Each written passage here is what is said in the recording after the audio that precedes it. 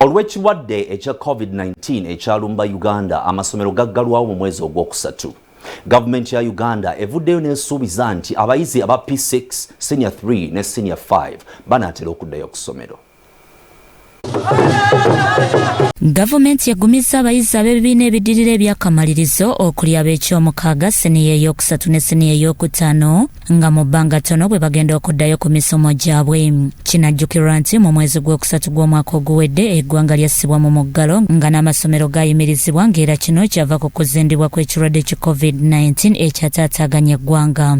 Newankubadde ennaku entuufu ez'okuddayo tezirambikiddwa, olutuula lw'abaminisita olwatudde olunaku lw'eggulo mu maka g'omukulembeze w'eggwanga lwasazeewo abayizi bano okubeera nga baddayo ku misomo gyabwe. Ng'asinziira mu lukuŋŋaana lwa bannamawulire ku Media Center mu Kampala, Dennis Katungi akulira ebyamawulire ku ssengejjero lino alambise butya abayizi bano bwe bagenda okubeera nga badda ku masomero ewamu n'abo abali mu bibiina byabwe ebyakamalirizo. Ensure progression, the same candidate classes of P6, Senior 3 and Senior 5 should report back to school in the short term and study in shifts where necessary with the candidate classes.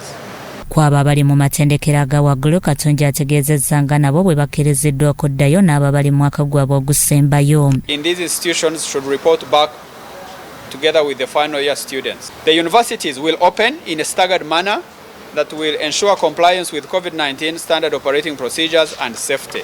Prior to the reopening of education institutions, the Ministry of Education and Sports, Ministry of Health, Ministry of Local Government and other key ministries in conjunction with local governments will carry out a massive awareness campaign. This is to enable parents and learners to appreciate the situation and prepare for the reopening.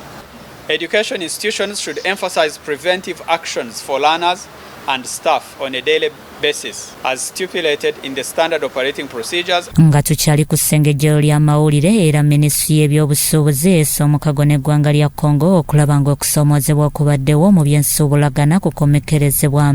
N'olwekyo kijja kukendeeza engeri gy'okolamu bizinesi, oluguudo bwe balukola, obudde bw'omala, okweyongera essente ekuziyingira mu nsawo yaffe ey'eggwanga, okulaba nti tulina akatale ak'ebintu byaffe tubonaabona.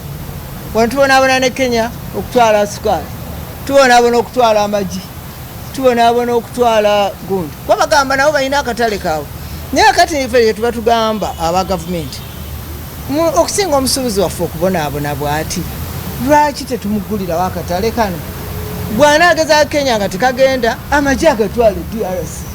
Ani Amelia Kyambadde annyonnyodde engeri ebyenfuna by'eggwanga gye byeyongeddemu nga kino kivudde ku nkolagana eriwo n'amawanga agatulinaanye naddala Congo. Atta ebiyingira n'ebifuluma kyewandiise nga total trade, ng'olaba nti okuva mu 2016 twali tutunda ebintu bya miliyoni 479 $, miliyoni mu 2016.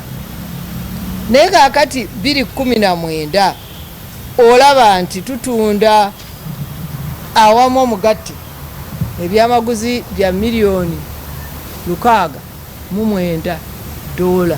Ku nteekateeka ya gavumenti okuzimba ebifo ewakuumibwa ebyamaguzi ku nsalo oluvannyuma lw'amawanga agatulinaanye okwemulugunya ku byamaguzi byaffe, Minisita Kyambadde agitaanyizza bw'ati.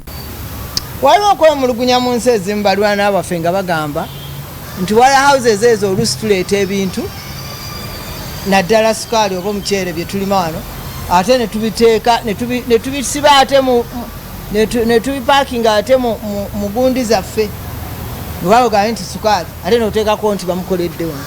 So akati okwewala ekyo, President n'asalawo n'agamba nti ekisinga ebintu ebimu bye tulima wano tusobola okubitwala butereevu. Bya Flavia Luyiga, Crosso TV, Omunnyo.